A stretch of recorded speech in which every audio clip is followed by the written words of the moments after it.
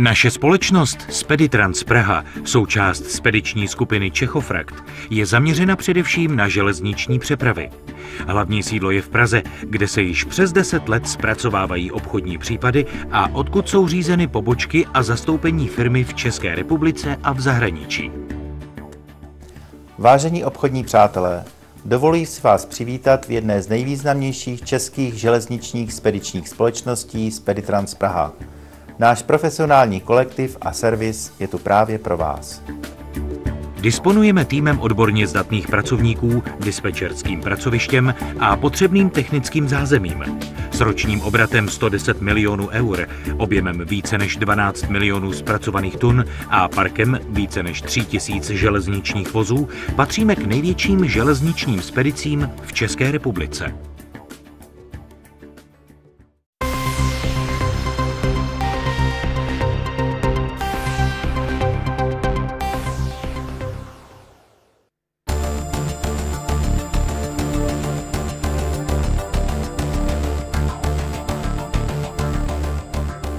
Práce v naší firmě je rozdělena podle přepravovaných komodit.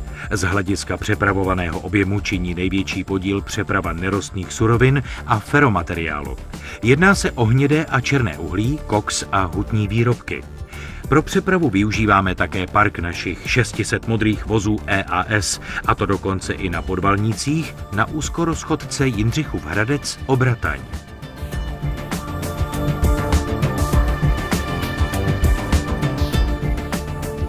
Přeprava chemických a petrochemických výrobků se uskutečňuje převážně v cisternových vozech našich zákazníků nebo v námi pronajatých cisternách.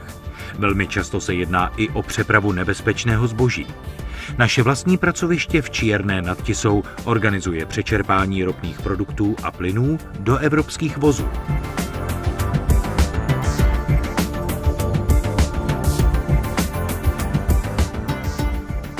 Disponujeme necelou 1000 velkoprostorových vozů řady H, jimiž je zajišťována přeprava paletizovaného a spotřebního zboží, například sádrokartonu, dřevotřískových desek, obalového skla, nápojů, buničiny, papíru, řeziva, autodílů a podobně. Ve vlastních a pronajatých terminálech zajišťujeme překládku zásilek mezi silničními vozidly a železničními vozy.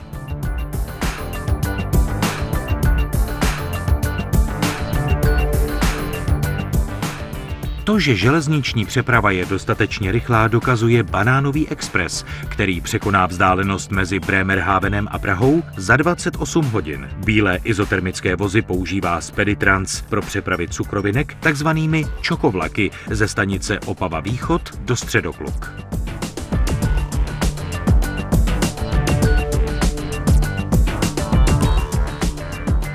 Naše modrá flotila čítá více než 3000 vlastních železničních vozů.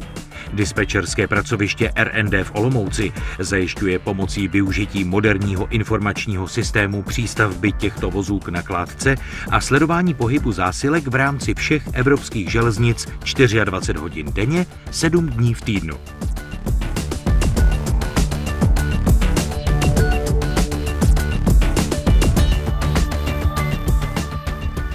Naše systémové vlaky přinášejí úsporu nákladů a času ve srovnání s přepravou v běžné vlakotvorbě a konkurují silničním dopravám. Vlak Carpathia Express jezdí z Brna do rumunského Kurtyči a Episkopia Bihor. Vlak odjíždí z Brna denně kromě pondělí. Přepravuje především sádrokarton, dřevotřísku a nově také osobní automobily.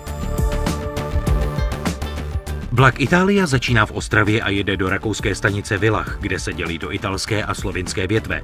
Přepravuje železo, ocel, železný šrot, dřevo a buničinu. Pro distribuci zásilek do všech míst určení v Itálii jsou k dispozici moderní překladištní terminály v Sant'Ostinu a Desiu. Vlak Adria jezdí z Ostravy do Chorvatska, z hlavní destinací do přístavu Rijeka. Zátěž pochází hlavně z ostravského regionu a z polské Slezské pánve. Jede pravidelně 3krát týdně a vozí železo, ocel, cukr a obiloviny.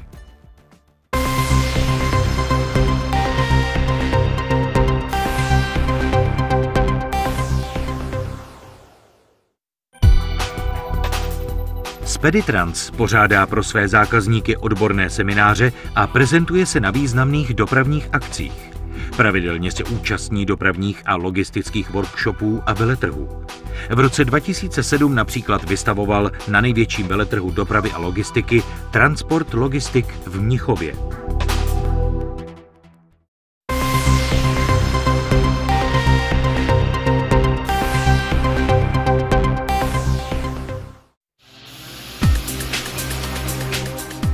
Kromě již existujících projektů připravujeme rozšíření palety systémových vlaků, nabídky dalších překladišť, vytváření dopravních řetězců při kombinaci státních a privátních železničních dopravců a podobně.